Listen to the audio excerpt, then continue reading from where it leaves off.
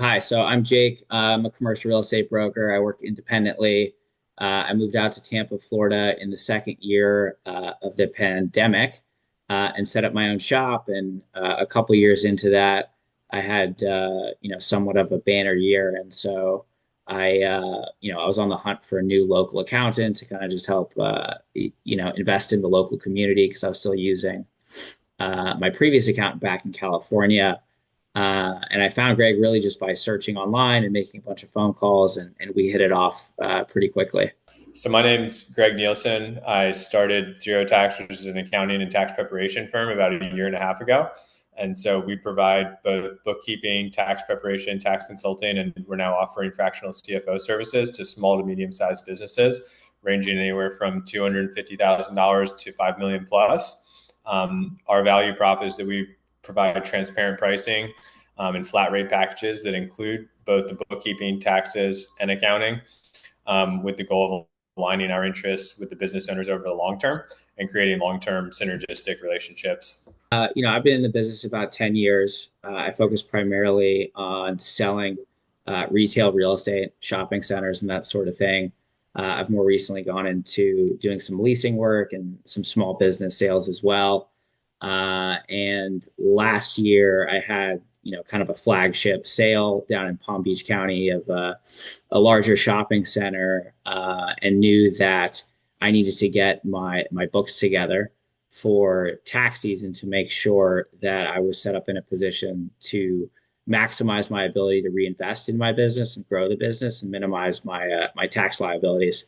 I had connected with a family over the phone probably 2 years prior before the deal actually closed, and spent, probably drove down there from Tampa, where I'm based now, a dozen times over the course of those 2 years, consulting with them on what's going on in the market, everything from the micro stuff with their property and macro stuff with where interest rates were going and how that's affecting everything from lending rates to construction costs for properties like that, and how large institutional buyers of commercial real estate have adjusted their pricing expectations based on those factors. And as I think everyone knows, starting about 2 years ago, going on 3 years now, those things change pretty dramatically as far as rates and construction costs and everything else. So I worked with them, like many of these private family offices, especially that aren't transacting all the time. A lot of times they want to try to just get a deal done by themselves because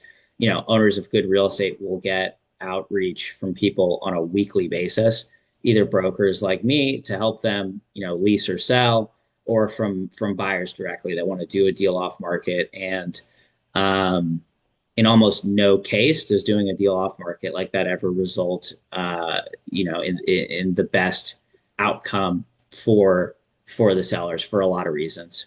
But with that deal, partly a function, I think, of my experience, and maybe more so just the quality of the real estate. I was able to generate 23 offers on a shopping center priced at over $20 million in the first month of marketing. And we got the whole deal closed with an institutional fund manager based out of state in under 5 months from the day that they finally decided to hire me. And so that was where Jake ended up with close to about $500,000 of taxable income due to the commission on that. And that was kind of how our relationship started. Is that Jake came to me and said that he was like, I've got this large tax bill on the horizon. Is there anything that we could do to lower that? And so the conversation then continued, and there was a couple of different levers that we had identified in order to lower his tax liability. The first one being that the past couple of years, there were some expenses that hadn't been captured. So we identified about, over the past 3 years, there was about $250,000 worth of net operating losses that we were able to go back and amend the returns to carry forward. And so that was the first lever that we pulled. And then the second one was that as a S corporation business owner, you're both the employee and the employer. So we identified that Jake, as a single business owner, could implement what is called an I-401k. And as the employee, you can defer a portion of your taxable wages. So we were able to take about $25,000 and defer that into his retirement account, which also acts as a deduction for the business. And so we did about that. And then as the employer of the business, you can also match your employee's retirement contribution. So we were able to have Jake's business match about $8,000 worth of his 401k contribution, which created close to a $40,000 deduction. In addition to that, there was also the opportunity to take advantage of bonus depreciation and the 179 expense. And so due to the nature of Jake's business, driving around to the locations and driving to meet people, we identified a vehicle that satisfied the IRS requirements that resulted in another close to $50,000 deduction. And so we were able to shave off close to about $400,000 of income with those three levers. And then the final one was pulling forward expenses. So Jake knew that this year he was going to have to pay for certain commercial real estate subscriptions. So he was actually able to go to the vendors and negotiate a lower price for some of those subscriptions if he paid the full amount in 2024. So that was another about $50,000 that we were able to take as a deduction in 2024 that he would have otherwise paid in 2025.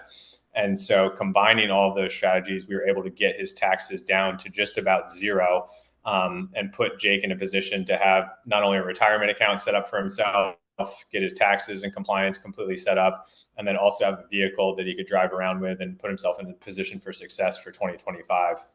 I knew that when I came out here, I wanted to try to move most of my business relationships and vendors to Florida to just kind of invest in the local community. And I called around, and I think what stood out to me most about Greg was one, just his responsiveness. I think, whatever service you're in as a service provider, responsiveness is very important, and can be the difference from, winning a new client or not, but also competency. I really liked that Greg was first a tax attorney before he was a CPA. I don't know too many people that have done that. And I also think we just personally are kind of at similar stages in our lives and our careers. So we hit it off pretty well. And, he's done really, really good work for me so far. And it's been great. And I guess just to complement that too, working with individuals like Jake really provides a lot of synergy to the value. So in order to have like a good working relationship with your accountant, the communication is key. And I would agree with Jake, the competency is key. And so being able to get the information from Jake and then also working with somebody that has an open mind and is interested in saving and is looking for that growth mindset also creates a very synergistic relationship where the more information that is made available to me, the larger value that I can bring to the table, and ensure that we're taking advantage of everything that is available or is on the table to help him save money, and then also do it in a compliant manner.